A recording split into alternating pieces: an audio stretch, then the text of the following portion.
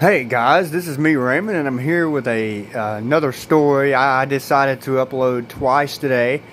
Now this story, um, it takes place, and I'm sorry I didn't title the first story, but this story it takes place at my church where I used to go. I told my granddad that I'm going to stop going there, but the church I used to go to, my pastor is into the occult. Okay, so I'm not gonna spoil the story for you, but this story it takes place on a Sunday, and well, my granddad he couldn't go to church that day, so I got my uncle to take me. I'm not gonna say his name.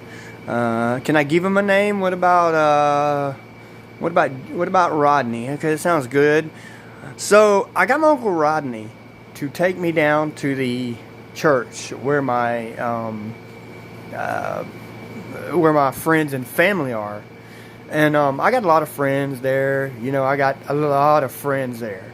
Now my pastor, at first I thought he was a good man, and I thought that he wouldn't hurt anybody, he wouldn't make fun of anybody, he wouldn't go off on the wrong end and kind of blare at you and get mad at you. so um so anyway, I thought that I would have the best night at church.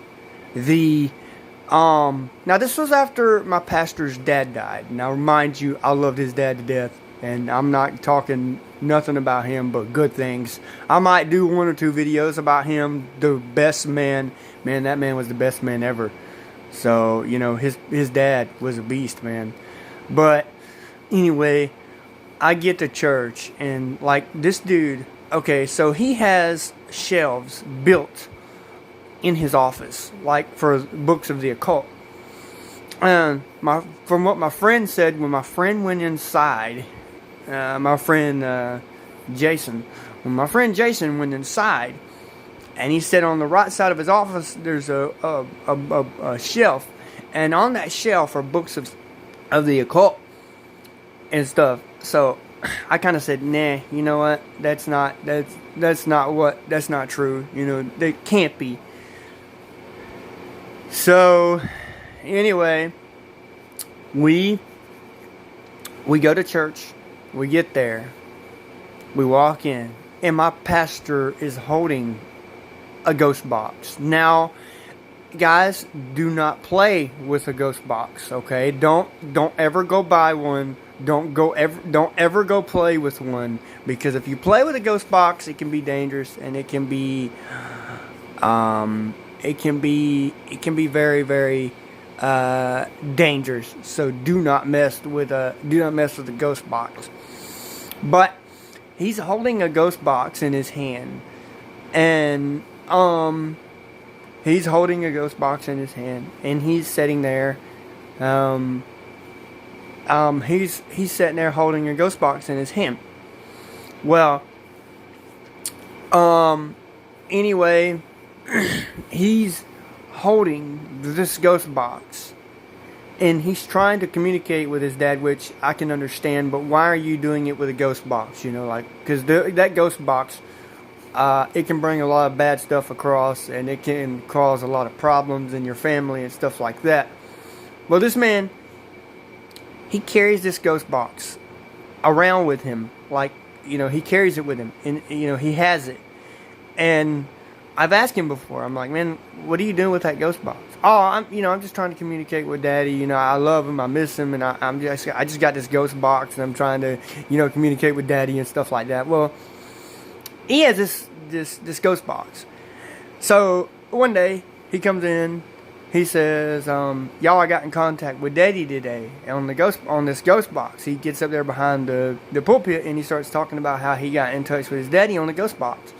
I'm like, you're not supposed to be playing with that, And he's like, well, I wasn't. I was just trying to get up with my daddy because I miss him. And I'm like, well, it's okay. Whatever you want, that's you.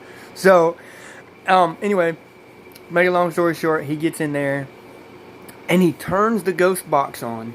Okay, mind you, there's a lot of people in this church, and he turns on the ghost box. And he starts talking into this ghost box, asking it questions.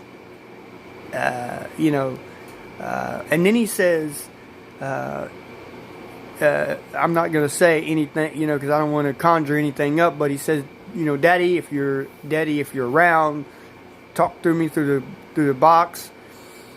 And if you're not familiar with a ghost box, which don't mess with it, like I said, don't go buy one. They make a sound, and they work with the radio towers, and that's how they work. Well, he was playing with it. Like, he was actually laughing every time he would talk into this thing. He would laugh, and I kid you not, guys, he would laugh into this ghost box and tell his daddy how much he loved him.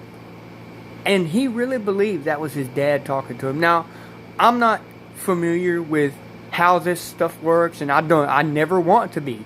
But, guys, like I said, just don't bring a ghost box. Don't mess with it, because here's what happened. So, the night he got in contact with his daddy, he got a horrible, he got mad. He just, and the next night, the same night I saw him at church.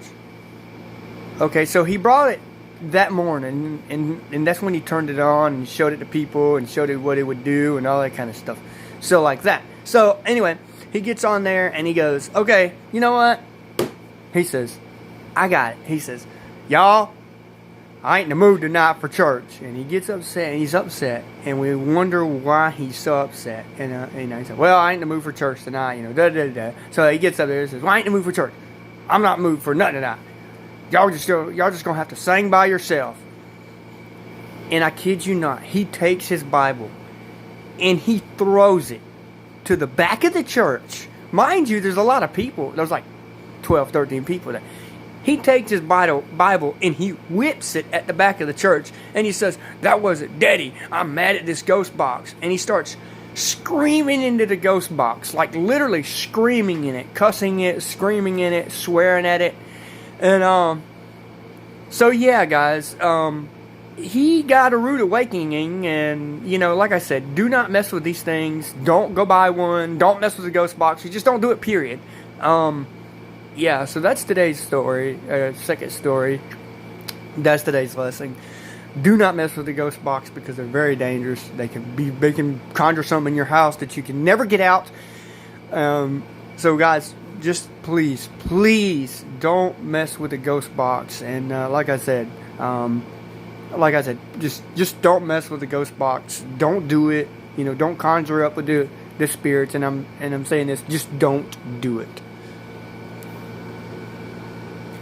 Start record.